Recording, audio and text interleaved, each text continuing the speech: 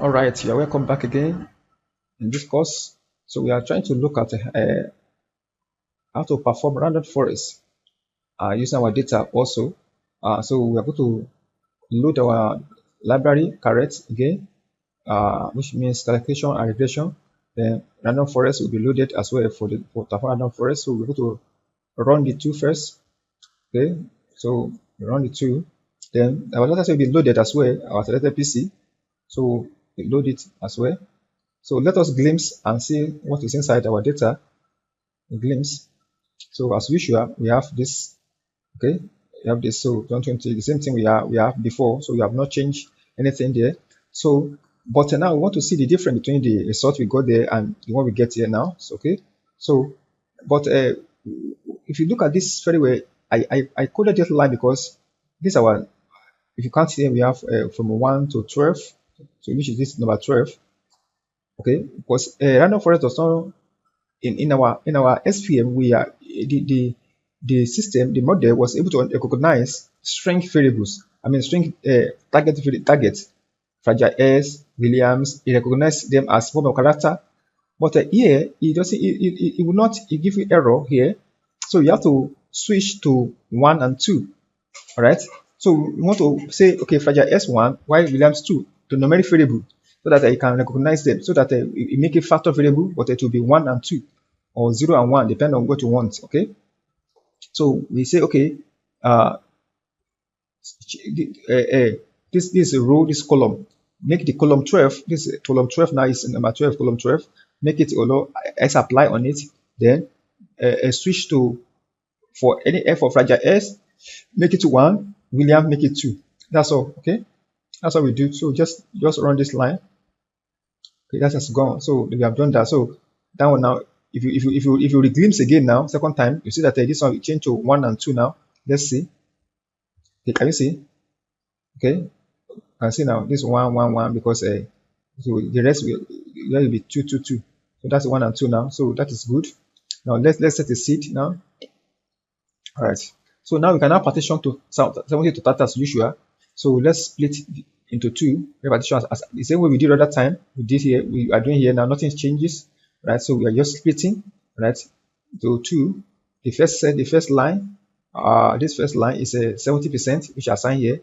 The minus here is 80%. So we just change the I just change the variable name, right? But same thing, okay? Nothing difference. So now want to factorize this particular disease now for training and for testing. Want to factorize it. It's very important here because for a random forest, for SVM, it doesn't matter. It can understand, but random forest will not understand. You have to do that. So let's just factorize both of them, right? So that I don't give error while we are running. So let's just train our model now. Let's call it RF model, okay? Random forest model. So we call this function random forest, pass on disease inside, which is as our target variable. Then we want all the predictors, all the features to be involved. So we put them here. Our data set is train data we are using to train, and hen tree equals to 500. So this is a default number of tree we can use to run the analysis. We can change as time goes on to see the difference between the one and the other. So, but let's run this line first. So it has processed. So let us now perform this now on training data first before go on testing data. This one is not necessary. You can remove this line. Okay. Most times, the majority of the machine learning analysts, they don't usually show this particular one. They just show this one that's what is needed. So they omit this. But I just want to see the difference between the two, because when you're having a overfitting or overfitting, you're able to know. All right. So that's why I'm allowing to see this and this together at the same time. So let's run this line now together. So the same thing I've done before we are doing here, causing this Morphometrics to see our result for this thing. So you can see here we have accuracy 1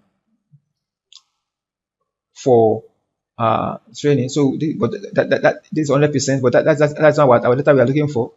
Okay. So we are looking for testing data. So it's normal to have 1 accuracy for training, but training always very higher than testing. So don't take so if your testing is higher than the training, it's called overfitting.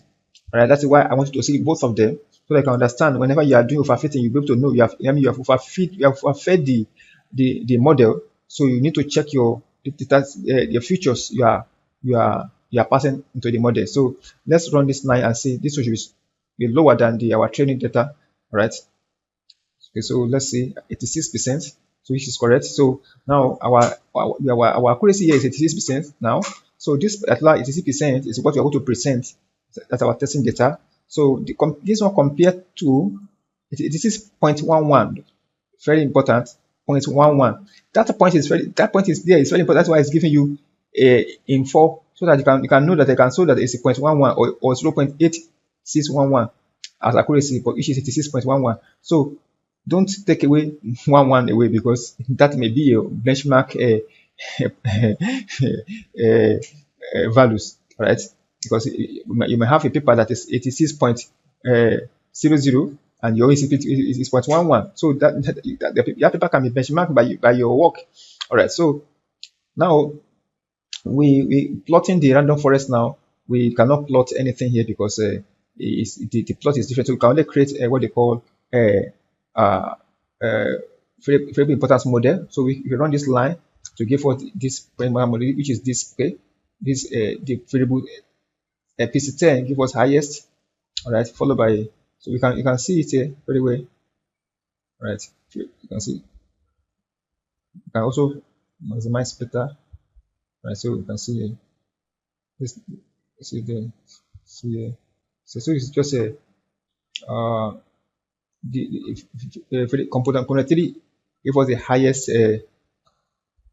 highest variability. Okay, it's more important than others. Then followed by component 1, followed by component 7, then followed by component 2, and 5. So you can stop at 5.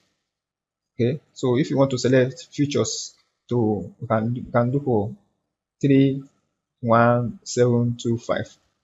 You can let go of the other, but this is okay for now. So let's leave it like this. All right, so this is what you need actually. What you just need is this. Okay, what you need is this. You need the plots. So you are going to copy this out. All right, to copy this out and then go to put in your data so that you can go to test your distance. So that is that for now. All right, so in the next class we will do something else, and let's say whatever. Don't forget we got 86.11 here, so don't forget that, but 11 rather. All right, so we are going to stop to now. We'll see in the next class. Thank you so much.